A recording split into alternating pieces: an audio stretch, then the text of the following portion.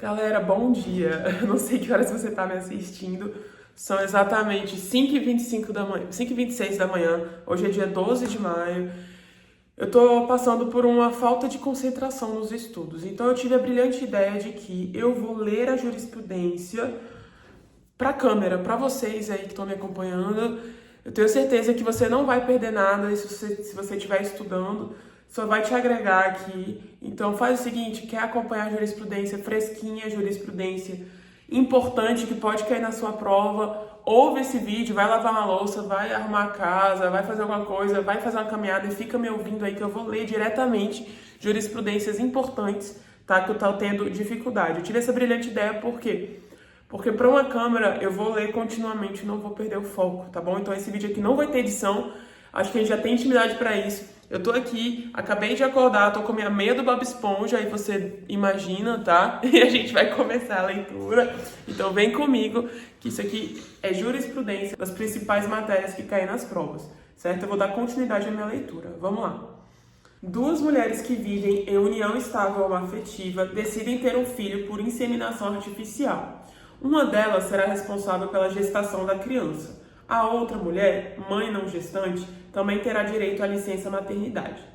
Na hipótese de gravidez em união homoafetiva, a mãe servidora pública ou trabalhadora do setor privado, não gestante, faz jus à licença maternidade ou, quando a sua companheira já tenha utilizado o benefício, a prazo análogo ao da licença paternidade. Então, ou quando a sua companheira já tenha utilizado o benefício a prazo análogo ao da licença paternidade, tese fixada pelo STF. A mãe servidora ou trabalhadora não gestante em união homoafetiva tem direito ao gozo de licença maternidade. Caso a companheira tenha utilizado o benefício, fará jus à licença pelo período equivalente ao da licença paternidade. Beleza. Próximo. A gestante contratada pela administração pública por prazo determinado e a gestante ocupante de cargo em comissão possuem direito à licença maternidade e à estabilidade provisória. Dada a prevalência da proteção constitucional à maternidade e à infância, a gestante contratada pela administração pública por prazo determinado ou ocupante de cargo em comissão também possui direito à licença maternidade de 120 dias e à estabilidade provisória, desde a confirmação da gravidez até 5 meses após o parto. Tese fixada pelo STF. A trabalhadora gestante tem direito ao gozo de licença maternidade e à estabilidade provisória, independentemente do regime jurídico aplicável, se contratual ou administrativo, ainda que ocupe cargo em comissão ou seja contratada por tempo determinado. Certo, entendi. Próximo. A situação de grave violação em massa de direitos fundamentais dos presos enseja o reconhecimento de um estado de coisas inconstitucional do sistema prisional brasileiro. Há um estado de coisas inconstitucional no sistema carcerário brasileiro, responsável pela violação massiva de direitos fundamentais dos presos. Tal estado de coisas demanda a atuação cooperativa das diversas autoridades, instituições e comunidade para a construção de uma solução satisfatória. Diante disso, União, Estados e Distrito Federal, em conjunto com o Departamento de Monitoramento e Fiscalização do Conselho Nacional de Justiça, deverão elaborar planos a serem submetidos à homologação do Supremo Tribunal Federal nos prazos e observadas as diretrizes e finalidades expostas no presente voto, especialmente voltados para o controle da superlotação carcerária, da má qualidade das vagas existentes e da entrada e saída dos presos.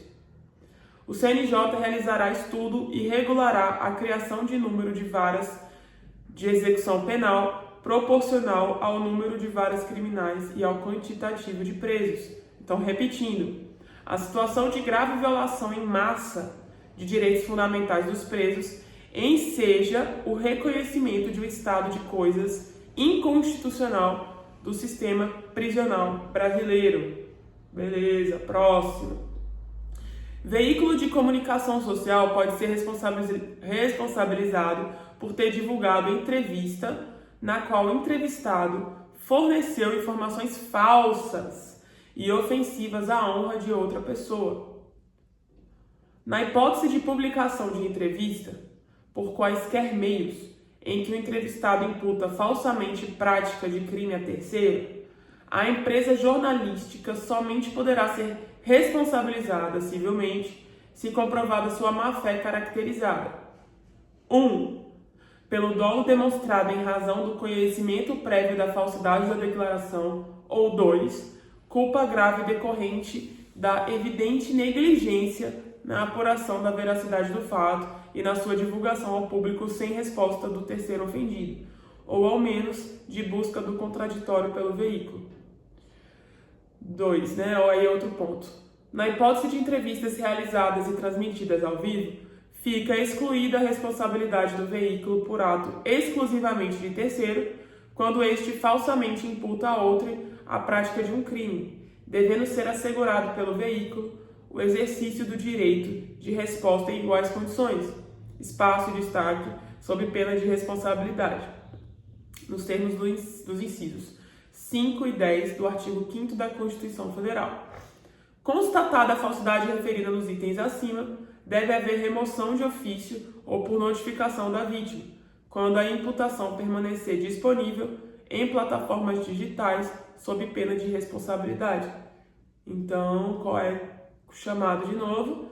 Veículo de comunicação social pode ser responsabilizado por ter divulgado a entrevista na qual o entrevistado forneceu informações falsas e ofensivas à honra de outra pessoa. Fui pegar uma água, gente.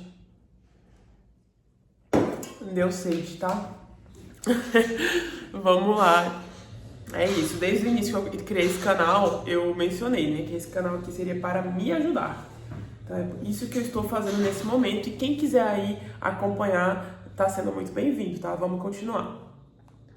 O Poder Judiciário pode extinguir execução fiscal cujo valor seja baixo, quando verificar a falta de interesse de agir, caracterizada pelo não exaurimento de medidas extrajudiciais e administrativas mais eficientes e menos onerosas capazes de viabilizar a cobrança da dívida. O Poder Judiciário, à luz da eficiência administrativa e respeitada a competência constitucional de cada ente federado, pode extinguir a ação de execução fiscal, cujo valor seja baixo. Calma aí, gente, que minha gata pulou aqui para pegar minha água. Desça. Voltando, desculpa aí. O Poder Judiciário, à luz da eficiência administrativa e respeitada a competência constitucional de cada ente federado, pode extinguir a ação de execução fiscal, cujo valor seja baixo, quando verificar a falta de interesse de agir, caracterizada pelo não exaurimento de medidas extrajudiciais e administrativas mais eficientes e menos onerosas capazes de viabilizar a cobrança da dívida. Tese fixada pelo STF. É legítima a extinção de execução fiscal de baixo valor pela ausência de interesse de agir, tendo em vista o princípio constitucional da eficiência administrativa, respeitada a competência constitucional de cada ente federal. O ajuizamento da execução fiscal dependerá da prévia adoção das seguintes providências: A. Tentativa de conciliação ou adoção de solução administrativa e B. Protesto do título, salvo por motivo de eficiência administrativa, comprovando-se a inadequação da medida. O trâmite de ações de execução fiscal não impede os entes federados de pedirem a suspensão do processo para a adoção das medidas previstas no item 2, devendo, nesse caso, o juiz ser comunicado do prazo para as providências cabíveis. Beleza. Vamos lá. Efeitos temporais da coisa julgada nas relações jurídicas tributárias de trato sucessivo são imediatamente cessados quando o STF decidir em sentido oposto em controle concentrado de constitucionalidade ou recurso extraordinário com repercussão geral. Tese fixada. As decisões do STF em controle incidental de constitucionalidade anteriores à instituição do regime de repercussão geral não impactam automaticamente a coisa julgada que se tenha formado, mesmo nas relações jurídicas tributárias de trato sucessivo. 2. Já as decisões proferidas em ação direta ou em sede de repercussão geral interrompem automaticamente os efeitos temporais das decisões transitadas em julgado nas referidas relações, respeitadas a irretroatividade, a anterioridade anual e a noventena ou a anterioridade nonagesimal, conforme a natureza do tributo. Beleza. A declaração, isso aqui é a continuidade desse daqui ainda, tá? A declaração de inconstitucionalidade em recurso extraordinário com repercussão geral possui efeitos vinculantes e eficácia erga omnes. A declaração de inconstitucionalidade em sede de recurso extraordinário com repercussão geral também possui efeitos vinculantes e eficácia erga omnes, da mesma forma que o julgamento de uma ação de controle abstrato de constitucionalidade. Se o STF, em recurso extraordinário, sob a sistemática da repercussão geral, decidir que determinada lei é inconstitucional, a resolução do Senado prevista no artigo 52, inciso 10 da Constituição Federal, possuirá a finalidade apenas de dar publicidade para a decisão. Isso significa que, mesmo antes dessa resolução ser eventualmente editada, a decisão do STF já possui efeitos vinculantes erga omnes. Houve uma mutação constitucional do artigo 52, inciso 10 da Constituição, para as decisões proferidas em recurso extraordinário com repercussão geral. Deixa eu ler novamente o iniciozinho. Efeitos temporais da coisa julgada nas relações jurídicas tributárias de trato sucessivo são imediatamente cessados quando o STF decidir em sentido oposto, em controle concentrado de constitucionalidade ou recurso extraordinário com repercussão geral. Beleza. Próximo.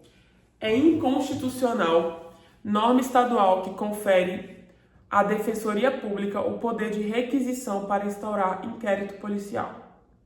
O STF já decidiu que é constitucional lei complementar estadual que confere à Defensoria Pública a prerrogativa de requisitar de quaisquer autoridades públicas e de seus agentes certidões, exames, perícias, vistorias, diligências, processos, documentos, informações, esclarecimentos e demais providências necessárias ao exercício de suas atribuições. Esse mesmo raciocínio, contudo, não vale para a requisição de inquérito policial. Não vale. É inconstitucional norma estadual que confere à Defensoria Pública o poder de requisição para instaurar inquérito policial. Isso porque o poder de requisitar a instauração de inquérito policial está intrinsecamente ligado à persecução penal, o que exige uma disciplina uniforme em todo o território nacional. Nesse contexto, Amora, desce, minha filha, em nome de Jesus. Desculpa, gente, é porque ela pula aqui, ela tem o costume de pegar minha água. E lá tem água, tem comida, tem tudo. Mas vamos lá.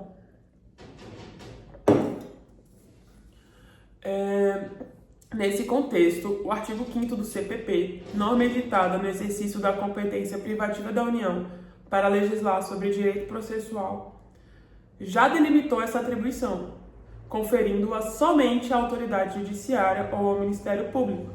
Logo, viola o artigo 22, inciso 1 da Constituição, a norma estadual que, indo de encontro à disciplina processual editada pela União, amplia o poder de requisição para instauração de inquérito policial, para conferir tal atribuição à Defensoria Pública. Legal, então só repetindo novamente, é inconstitucional norma estadual que confere à Defensoria Pública o poder de requisição para instaurar inquérito policial. Próximo. Parâmetros para nortear as decisões judiciais a respeito de políticas públicas voltadas à realização de direitos fundamentais.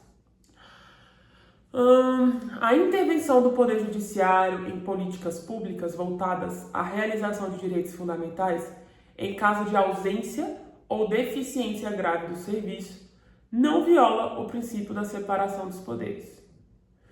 A decisão judicial, como regra, em lugar de determinar medidas pontuais, deve apontar as finalidades a serem alcançadas e determinar à administração pública que apresente um plano e/ou os meios adequados para alcançar o resultado.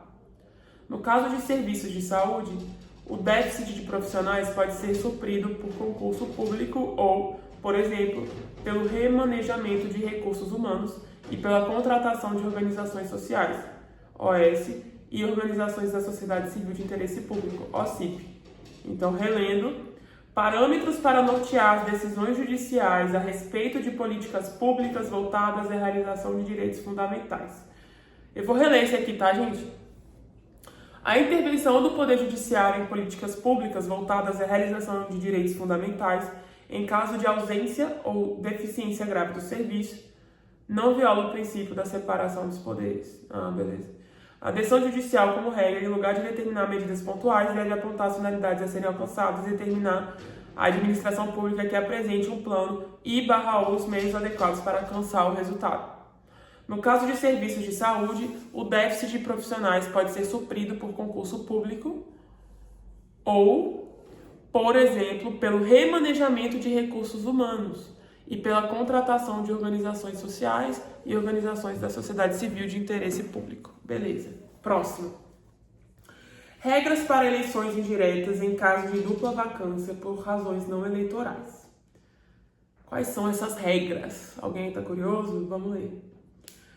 Os estados possuem autonomia relativa na solução normativa do problema da dupla vacância da chefia do Poder Executivo, não estando vinculados ao modelo e ao procedimento federal, mas tampouco pode desviar-se dos princípios constitucionais que norteiam a matéria, por força do artigo 25 da Constituição Federal, devendo observar a necessidade de registro e votação dos candidatos a governador e vice-governador por meio de chapa única.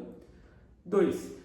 A observância das condições constitucionais de elegibilidade e das hipóteses de inelegibilidade previstas no artigo 14 da Constituição Federal e na lei complementar que se refere ao parágrafo 9º do artigo 14.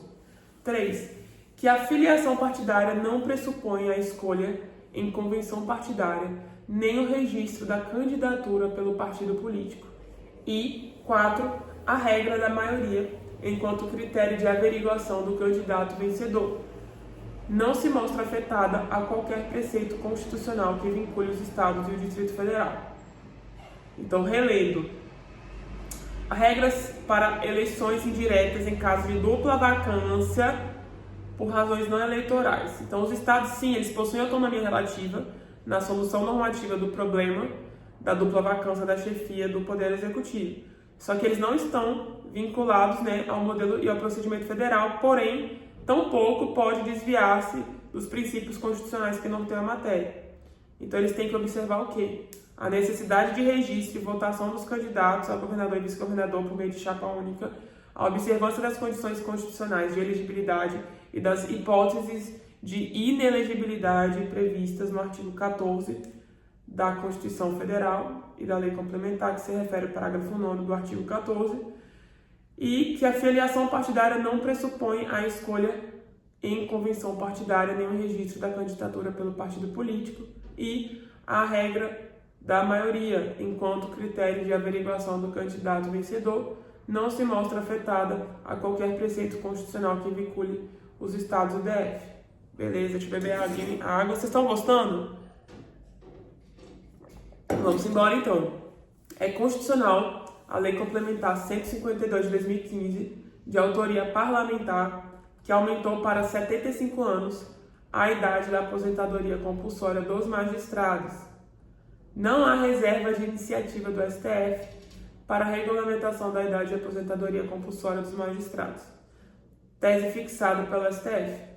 Não se submete à reserva de iniciativa a Lei Complementar Nacional que, regulamentando a Emenda Constitucional número 88 de 2015, fixa em 75 anos a idade de aposentadoria compulsória para todos os agentes públicos titulares de cargos efetivos ou vitalícios. Então, relendo, é constitucional a Lei Complementar 152 de 2015, de autoria parlamentar, que aumentou para 75 anos a idade da aposentadoria compulsória dos magistrados.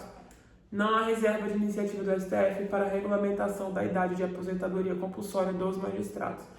Eu gostei, né, gente, porque afinal eu quero ser magistrada e também é bom que tenha um tempo aí para essa galera se aposentar para ter mais vaga para nós. Deixa eu beber água.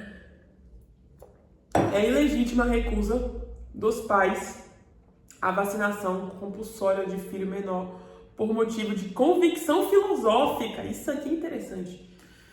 É constitucional a obrigatoriedade de imunização por meio de vacina que, registrada em órgão de vigilância sanitária, tenha sido incluída no Programa Nacional de Imunizações ou tenha sua aplicação obrigatória determinada em lei ou seja objeto de determinação da União, Estado, DF ou município, com base em consenso médico-científico. Em tais casos, não se caracteriza a violação à liberdade de consciência e de convicção filosófica dos pais ou responsáveis, nem tampouco ao poder familiar. Então vamos lá. É ilegítima a recusa dos pais à vacinação compulsória de filho menor por motivo de convicção filosófica. Próximo. A Constituição Estadual não pode disciplinar sobre intervenção estadual de forma diferente das regras previstas na Constituição Federal.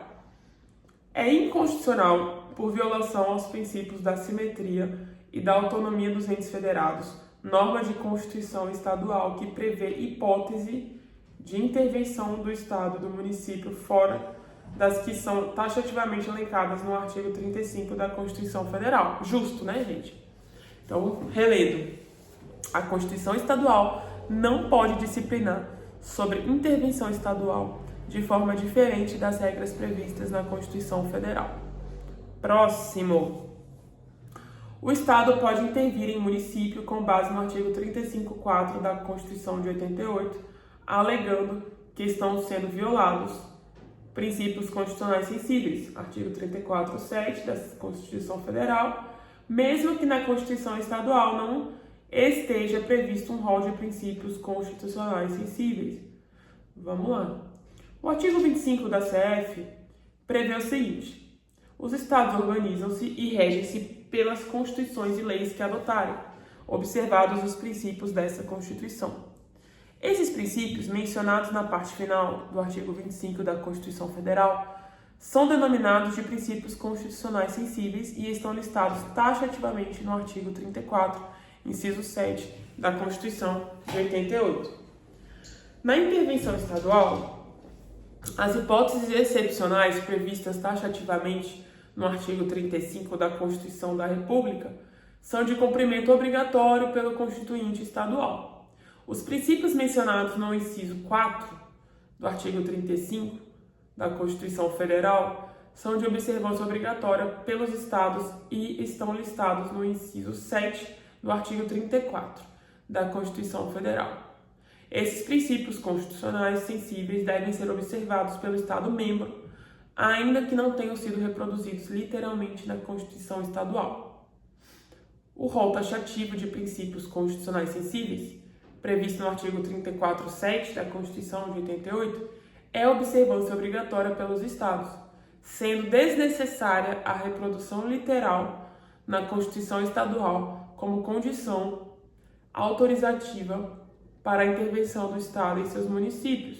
Isso porque o Constituinte Estadual não possui autonomia para modificar esse rol. Então, relendo. O Estado ele pode intervir em município com base no artigo 35.4 da Constituição de 88, alegando que estão sendo violados princípios constitucionais sensíveis, mesmo que na Constituição Estadual não estejam previsto um rol de princípios constitucionais sensíveis. Excelente, né? É isso, gente. Eu vou fazer um cafezinho e já volto. Ai, gente, fiz aqui meu cafezinho. Tá ruim, por isso a minha cara. Porque eu comprei um extra forte. Meu Deus, me ajuda. É isso aqui que a gente precisa, ó. Pantera Negra. Pausa pro café. Você já pegou seu café? Pega aí também. Vamos tomar um cafezinho comigo pra gente poder continuar, tá? Que o trabalho aqui vai ser longo. Beleza, voltando. É formalmente inconstitucional lei estadual que proíba a linguagem neutra nas escolas.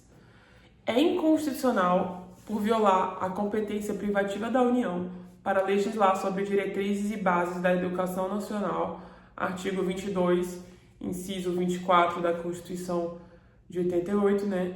Lei estadual que veda a adoção da linguagem neutra na grade curricular e no material didático de instituições de ensino públicas e privadas, assim como em editais de concursos públicos locais. Tese fixada pelo STF. Norma estadual que, a pretexto de proteger os estudantes, proíbe modalidade de uso da linguagem portuguesa, viola a competência legislativa da União. Qual é a sua opinião sobre isso? Deixa eu tomar aqui um... Ai, Senhor, me ajuda. Vamos lá, próximo. Lei estadual não pode conceder descontos sobre honorários de sucumbência devidos em razão de ações tributárias e execuções fiscais. É inconstitucional lei estadual que concede desconto sobre honorários de sucumbência devidos em ações tributárias e execuções fiscais ajuizadas. Essa norma viola a competência privativa da União para legislar sobre direito processual. Então, repetindo, lei estadual não pode conceder descontos sobre honorários de sucumbência devidos em razão de ações tributárias e execuções fiscais. Beleza? Beleza. Próximo. Lei estadual não pode criar um cadastro de pessoas que usam droga. É inconstitucional lei estadual que cria cadastro de usuários e dependentes de drogas, com informações concernentes ao registro de ocorrência policial, inclusive sobre reincidência.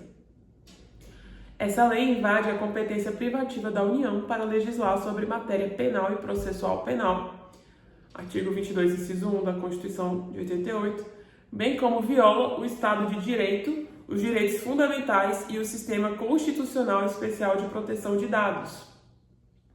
Então, repetindo, lei estadual não pode criar um cadastro de pessoas que usam droga. Lei municipal pode estabelecer diretrizes para a prorrogação e relicitação de contratos de parceria entre o município e a iniciativa privada? Isso é uma pergunta.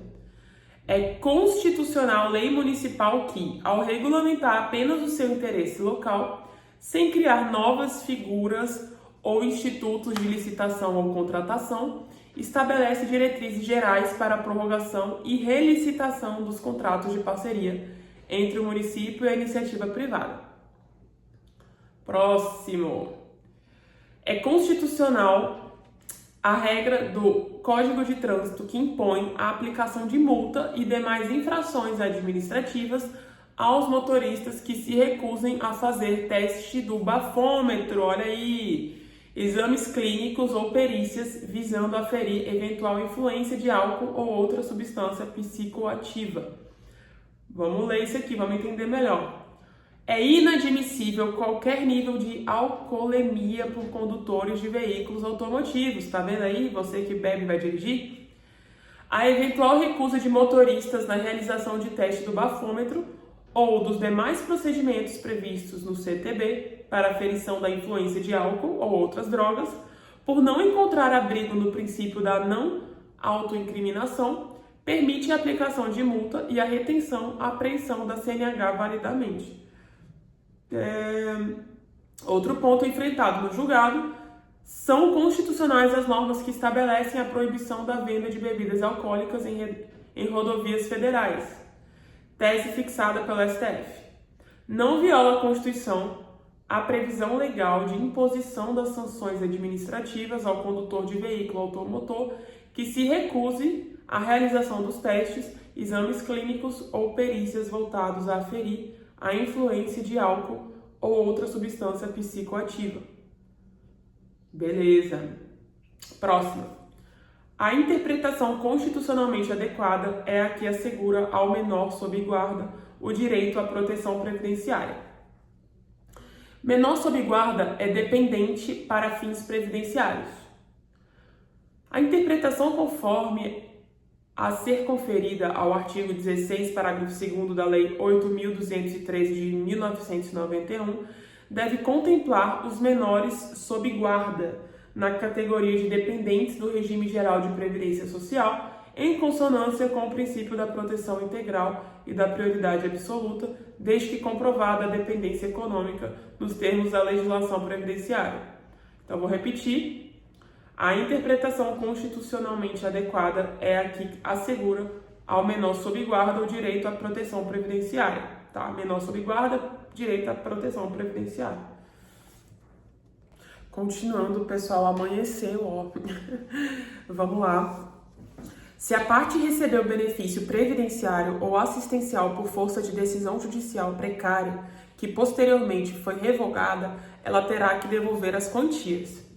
A reforma da decisão que antecipa os efeitos da tutela final obriga o autor da ação a devolver os valores dos benefícios previdenciários ou assistenciais recebidos, o que pode ser feito por meio de desconto em valor que não exceda 30% da importância de eventual benefício que ainda lhe estiver sendo pago. Então, repetindo, se a parte recebeu benefício previdenciário ou assistencial por força de decisão judicial precária, que posteriormente foi revogada, ela terá que devolver as quantias, certo? Então, o que pode ser feito... Vou reler tudo, tá, gente? A reforma da decisão que antecipa os efeitos da tutela final obriga o autor da ação a devolver os valores dos benefícios previdenciários ou assistenciais recebidos, o que pode ser feito por meio de desconto em valor que não exceda 30% da importância de eventual benefício que ainda lhe estiver sendo pago. Próximo. É garantida a estabilidade à empregada gestante, mesmo que no momento em que ela tenha sido demitida pelo empregador, ela não soubesse da sua gravidez. A incidência da estabilidade prevista no artigo 10, inciso 2, do Ato das Disposições Constitucionais Transitórias, ADCT, somente exige a anterioridade da gravidez à dispensa sem justa causa. Artigo 10, inciso 2 diz o seguinte: fica vedada a dispensa arbitrária ou sem justa causa da empregada gestante desde a confirmação da gravidez até 5 meses após o parto. O único requisito exigido é de natureza biológica. Exige-se apenas a comprovação de que a gravidez tenha ocorrido antes da dispensa arbitrária, não sendo necessários quaisquer outros requisitos, como o prévio conhecimento do empregador ou da própria gestante. Assim, é possível assegurar a estabilidade à gestante, mesmo que no momento em que ela tenha sido demitida pelo empregador, ele não soubesse de sua gravidez. Então, repetindo, é garantida a estabilidade à empregada gestante, mesmo que no momento em que ela tenha sido demitida pelo empregador, ele não soubesse de sua gravidez. Próxima. É inconstitucional lei estadual que obriga que as escolas e bibliotecas públicas tenham um exemplar da Bíblia. A imposição legal de manutenção de exemplares de Bíblias em escolas e bibliotecas públicas estaduais configura contrariedade à laicidade estatal e à liberdade religiosa consagrada pela Constituição da República de 1988. Repetindo, é inconstitucional lei estadual que obriga as escolas e bibliotecas públicas que elas tenham um exemplar da Bíblia. Próximo. É inconstitucional lei estadual que obriga as operadoras de telefonia a manter o sinal de celular em túneis e metrô. É inconstitucional lei estadual que assegura ao consumidor de serviço móvel de telefonia o direito de funcionalidade e acesso de dados em passagens subterrâneas de trânsito em qualquer modalidade de transporte utilizada.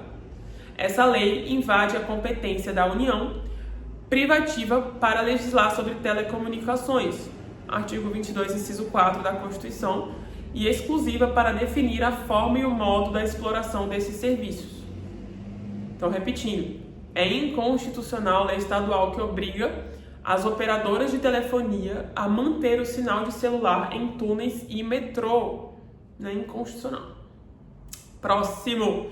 Enquanto não houver a lei complementar federal do artigo 18, parágrafo 4º da Constituição, os estados não podem permitir a criação de novos municípios, ressalvada a hipótese de convalidação do artigo 96 do ADCT. Vamos tentar entender. Pendente a edição da Lei Complementar Federal, que assinale o prazo permitido para a criação e alteração de municípios, artigo 18, parágrafo 4º da Constituição, os estados estão impedidos de editar normas que diz... Eita, a Amora, ela estava querendo pegar a câmera. Os estados estão impedidos de editar normas que disciplinem a matéria e permitam o surgimento de novos entes locais, ressalvada a hipótese de convalidação do artigo 96 do ADCT. Beleza? Então, repetindo. Enquanto não houver a Lei Complementar Federal do artigo 18, parágrafo 4º da Constituição, os estados não podem permitir a criação de novos municípios, ressalvada o quê? A hipótese de convalidação do artigo 9.6 do ADCT. Beleza?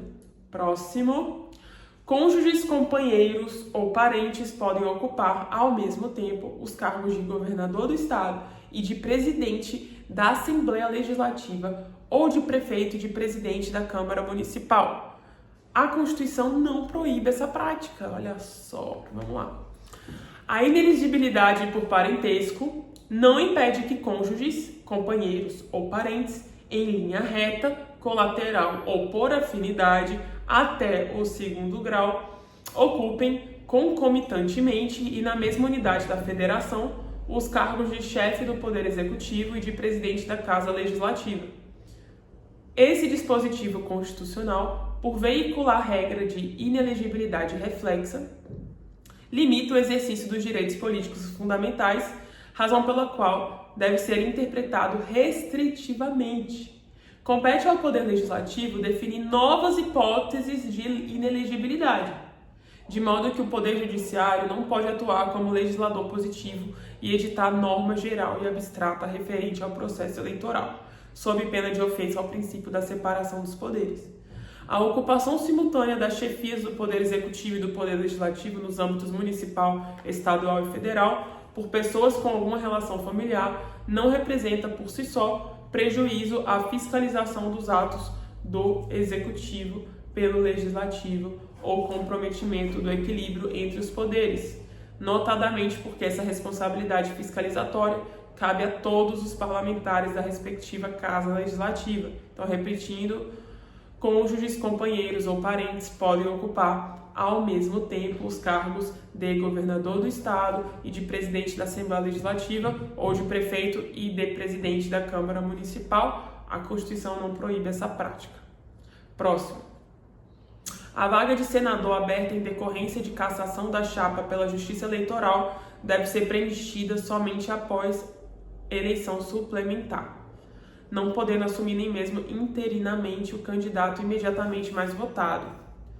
Com a determinação de realização das novas eleições, em caso de cassação do mandato do senador, o Estado fica temporariamente alijado de sua representação, até a posse do novo candidato eleito. No caso de cassação do mandato por causas eleitorais, não há sucessão pelo suplente, uma vez que o ilícito eleitoral praticado afeta toda a chapa que concorreu nas eleições majoritárias. Nessas hipóteses, a sistemática estabelecida no ordenamento jurídico eleitoral para o preenchimento do cargo vago é a renovação do pleito, que não inaugura novo mandato, mas apenas a complementação do período restante. A Constituição estabelece, em seu artigo 56, parágrafo 2º, que haverá eleição para preencher o cargo vago de senador se faltarem mais de 15 meses para o término do mandato, sem especificar qual a causa da vacância. É dizer, se falta menos de 15 meses para o fim do mandato, a Constituição permite que o cargo permaneça vago até as próximas eleições ordinárias. Somente se poderia cogitar no amesquinhamento do princípio federativo, em caso de duradoura persistência da situação de representação a menor de um determinado Estado, o que, na inteligência do artigo 56, parágrafo 2º da Constituição, corresponderia a um prazo superior a 15 meses. A decisão da Justiça Eleitoral que determina a cassação do mandato invalida a própria votação obtida pelo candidato e a respectiva eleição, circunstância que atrai a obrigatoriedade de renovação do pleito, tendo em vista que o ilícito praticado durante o processo eleitoral, além de afetar a legitimidade do vencedor, compromete a lisura das eleições. Então, repetindo, a vaga de senador aberta em decorrência de cassação da chapa pela Justiça Eleitoral deve ser preenchida somente após eleição suplementar, não podendo assumir nem mesmo interinamente o candidato imediatamente mais votado. Tá? Então, somente após a eleição suplementar. Continuando, a Casa Legislativa tem o direito de decidir quando usar o rito de urgência na apreciação dos projetos de lei e o Poder Judiciário não deve interferir nisso por se tratar de matéria interna corporis. A adoção do rito de urgência em proposições legislativas é prerrogativa regimental atribuída à respectiva Casa Legislativa e consiste em matéria interna corporis, de modo que não cabe ao Poder Judiciário qualquer interferência, sob pena de violação ao princípio de separação dos poderes. Repetindo, a Casa Legislativa tem o direito de decidir quando usar o rito de urgência na apreciação dos projetos de lei e o Poder Judiciário não deve interferir nisso por se tratar de matéria interna corporis. Beleza? Próximo. Governador não pode ser obrigado a depor em CPI instaurada no Congresso Nacional. Em juízo de delibação, não é possível a convocação de governadores de estados membros da Federação por comissão parlamentar de inquérito instaurada pelo Senado Federal. A convocação viola o princípio da separação dos poderes e a autonomia federativa dos estados membros. Então, repetindo, governador não pode ser obrigado a depor em CPI instaurada no Congresso Nacional. Próximo.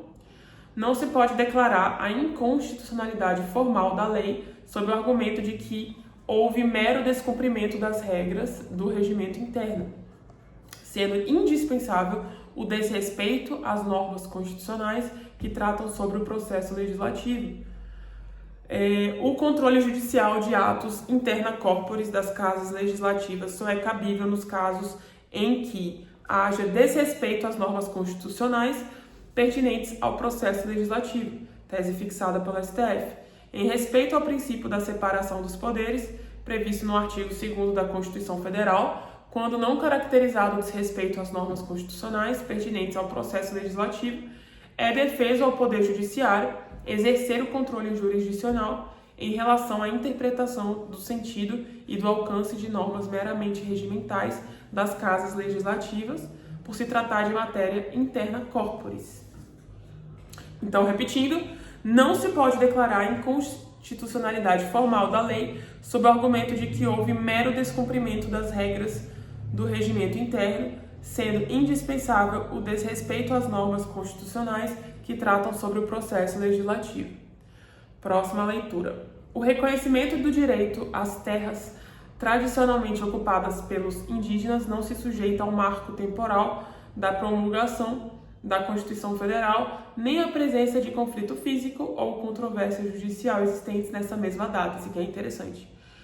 A demarcação consiste em procedimento declaratório do direito originário territorial à posse das terras ocupadas tradicionalmente por comunidade indígena.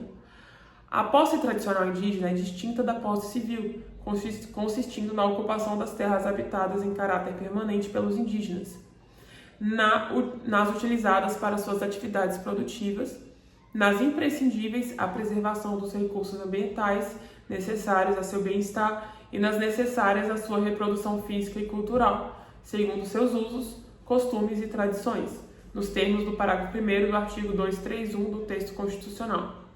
A proteção constitucional aos direitos originários sobre as terras que tradicionalmente ocupam independe da existência de um marco temporal em 5 de outubro de 1988 ou da configuração do renitente esbulho como conflito físico ou controvérsia judicial persistente à data da promulgação da Constituição. Existindo ocupação tradicional indígena ou renitente esbulho contemporâneo à promulgação da Constituição Federal, aplica-se o regime indenizatório relativo às benfeitorias úteis e necessárias, previsto no parágrafo 6º do artigo 231 da Constituição. Ausente ocupação tradicional indígena ao tempo da promulgação da CF, ou renitente esbulho na data da promulgação da Constituição, são válidos e eficazes, produzindo todos os seus efeitos, os atos e negócios jurídicos perfeitos e a coisa julgada relativos a justo título ou posse de boa-fé das terras de ocupação tradicional indígena, assistindo ao particular direito à justa e prévia indenização das benfeitorias necessárias e úteis pela União e, quando inviável o reassentamento dos particulares, caberá a eles indenização pela União, com direito de regresso em face do ente federativo que titulou a área, correspondente ao valor da terra nua, paga em dinheiro ou em títulos da dívida agrária, se for do interesse do beneficiário e processada em autos apartados do procedimento de demarcação com pagamento imediato da parte em controvérsia, garantido o direito de retenção até o pagamento do valor em controvérsia, permitidos a autocomposição e o regime do parágrafo 6º do artigo 37 da Constituição. Descabe indenização em casos já pacificados, decorrentes de terras indígenas já reconhecidas e declaradas em procedimento demarcatório, ressalvados os casos judicializados e em andamento. É dever da União efetivar o procedimento demarcatório das terras indígenas, sendo admitida a formação de áreas reservadas somente diante da absoluta impossibilidade de concretização da ordem constitucional de demarcação, devendo ser ouvida, em todo caso, a comunidade indígena, buscando-se, se necessário, a autocomposição entre os respectivos entes federativos para a identificação das terras necessárias à formação das áreas reservadas, tendo sempre em vista a busca do interesse público e a paz social, bem como a proporcional compensação às comunidades indígenas. A instauração de procedimento de redimensionamento de terra indígena não é vedada em caso de descumprimento dos elementos contidos no artigo 231 da Constituição da República, por meio de pedido de revisão do procedimento demarcatório apresentado até o prazo de 5 anos da demarcação anterior, sendo necessário comprovar grave e insanável erro na condução do procedimento administrativo ou da definição dos limites da terra indígena, ressalvadas as ações judiciais em curso e os pedidos de revisão já instaurados até a data de conclusão deste julgamento. O laudo antropológico realizado nos termos do Decreto 1775 de 96 é um dos elementos fundamentais para a demonstração da tradicionalidade da ocupação de comunidade indígena determinada, de acordo com seus usos, costumes e tradições, na forma do instrumento normativo citado. As terras de ocupação tradicional indígena são de posse permanente da comunidade, cabendo aos indígenas o usufruto exclusivo das riquezas do solo, dos rios e lagos nelas existentes. As terras de ocupação tradicional indígena, na qualidade de terras públicas, são inalienáveis, indisponíveis e os direitos sobre elas imprescritíveis. A ocupação tradicional das terras indígenas é compatível com a tutela constitucional do meio ambiente, sendo assegurado o exercício das atividades tradicionais dos povos indígenas. E, por fim, os povos indígenas possuem capacidade civil e postulatória, sendo partes legítimas nos processos em que discutidos seus interesses, sem prejuízo, nos termos da lei, da legitimidade concorrente da FUNAI e da intervenção do Ministério Público como fiscal da lei. Então, relendo só lá a introdução, meu Deus, foi gigante essa. O reconhecimento do direito às terras tradicionalmente ocupadas pelos indígenas não se sujeita ao marco temporal da promulgação da Constituição Federal, nem à presença de conflito físico ou controvérsia judicial existentes nessa mesma data. Próximo. É constitucional o artigo 11 da Resolução 125 de 2010 do CNJ, que prevê como facultativa a presença de advogados nos centros de conciliação.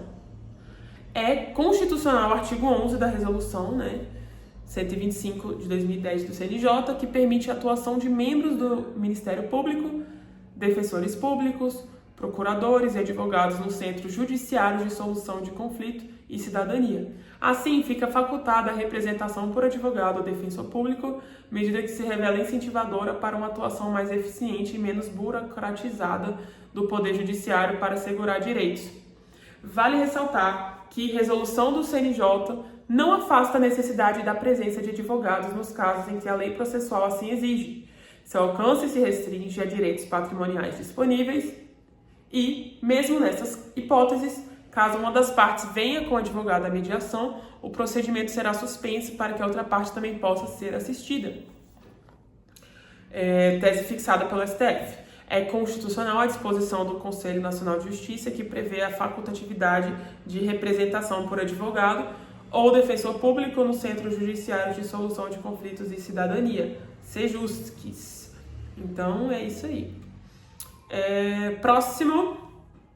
CNJ e CJF podem editar resoluções disciplinando a destinação dos recursos provenientes de prestação pecuniária fixada em substituição à prisão ou como condição para a suspensão condicional do processo ou para a transação penal.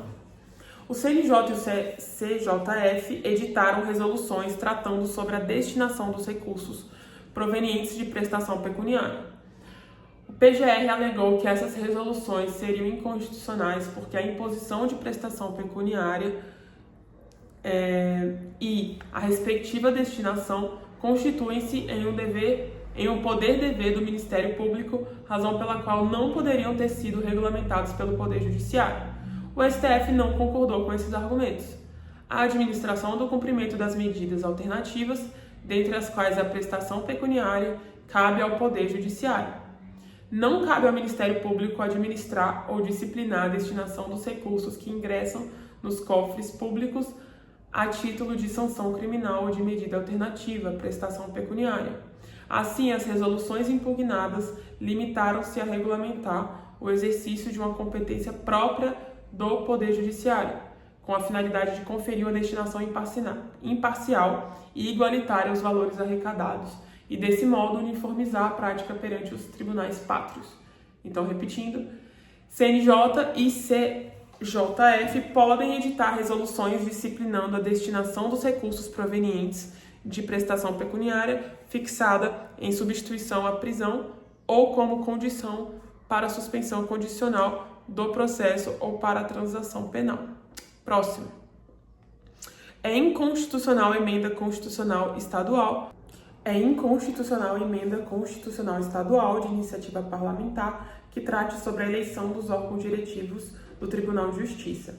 É inconstitucional norma de Constituição estadual oriunda de iniciativa parlamentar que disciplina a matéria atinente à eleição dos órgãos diretivos do Tribunal de Justiça local. Essa norma é inconstitucional por violar o princípio da separação dos poderes, a autonomia dos tribunais, a reserva de lei complementar nacional e a reserva de iniciativa. Então, só para repetir, é inconstitucional a emenda constitucional estadual de iniciativa parlamentar que trate sobre a eleição dos órgãos diretivos do Tribunal de Justiça. E, por fim, a última, é inconstitucional a norma estadual que prevê adicional de auxílio aperfeiçoamento profissional aos magistrados. É inconstitucional por violar o artigo 39, parágrafo 4º da Constituição, haja visto o caráter de indevido acréscimo remuneratório, norma estadual que prevê adicional de auxílio aperfeiçoamento profissional aos seus magistrados. Então, repetindo, é inconstitucional a norma estadual que prevê adicional de auxílio aperfeiçoamento profissional aos magistrados. Pessoal, foi isso hoje o conteúdo, espero que vocês tenham gostado. Comenta aqui se vocês curtiram esse tipo de conteúdo. Se sim, a gente pode desenvolver uma série e eu posso ficar toda semana trazendo jurisprudências aleatórias e lendo aqui para que vocês possam agregar esse conteúdo no dia a dia, numa caminhada, numa corrida, no momento que vocês estão lavando a louça, enfim, arrumando a casa. E comenta aqui se vocês gostaram, tá? Porque a mim já me ajudou muito. Espero que tenha ajudado vocês também. Um beijo grande. Se inscreve no canal, comenta, curte e até a próxima, pessoal. Tchau, tchau.